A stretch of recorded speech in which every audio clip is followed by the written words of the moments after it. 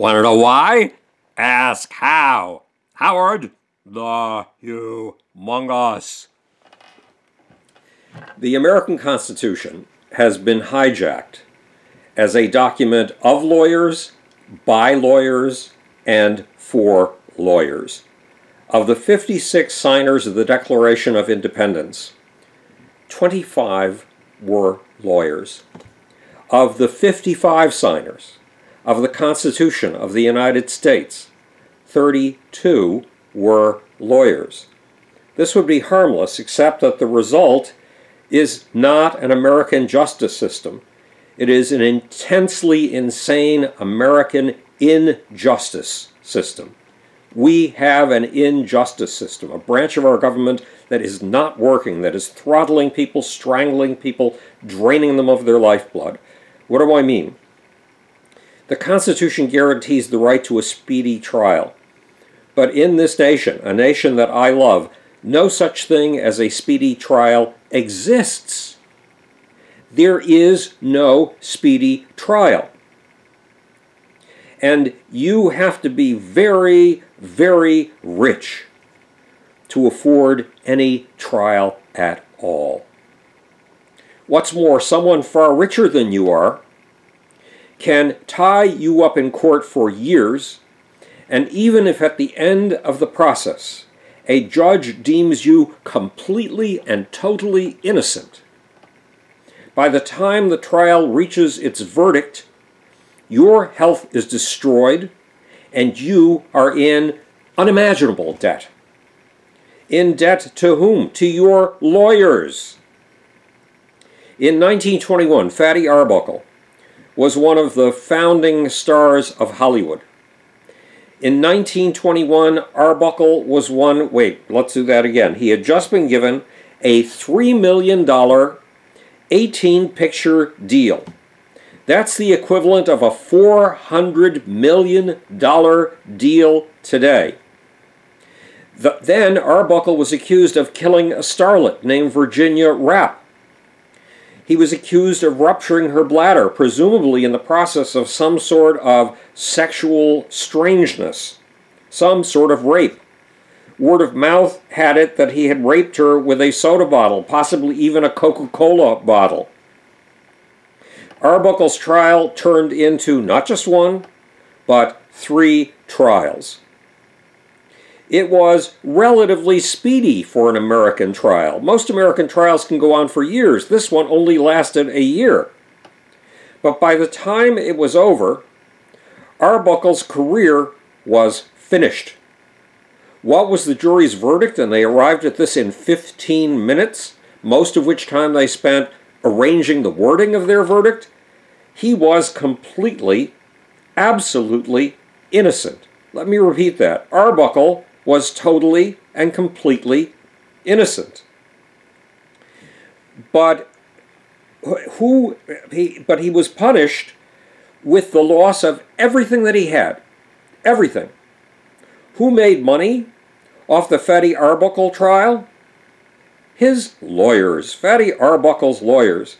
They made $700,000. Hang on a second. I'm having technical difficulties here tonight. That's okay. Remember, Fatty Arbuckle's lawyers made $700,000 in 1921 and 1922. That is the equivalent of $10 million today. Then there was a lawyer in San Francisco. He was San Francisco District Attorney Matthew Brady. And he made the Fatty Arbuckle case the foundation of his entire career. Finally, there was a publisher, William Randolph Hearst, who squeezed every headline he could out of this slanderous and totally false accusation. In other words, from this accusation that proved false, William Randolph Hearst made a profit. Fatty Arbuckle, to repeat, was deemed innocent, but he died 10 years later of a heart attack, alone in a hotel room, at the age of 46 years old. Yes, the American injustice system can kill. Look at the lawyers involved in the current Trump scandals. Then calculate their bills. Michael Cohen, the Trump lawyer whose home and office was raided a few days ago, has a lawyer. Stephen Ryan. Stormy Daniels has a lawyer. Michael Avenatti. Bear with me here. Stormy Daniels has a former lawyer who's making headlines right now, Keith Davidson. Davidson is also the lawyer for another woman who was paid to keep quiet about her alleged affair with Donald Trump, a Playboy model. Keith Davidson is a lawyer, but he's been forced to hire, guess what? A lawyer. Michael D. Padula.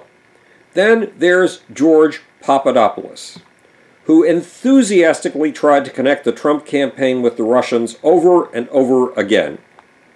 He has two lawyers, Thomas Breen and Robert Stanley.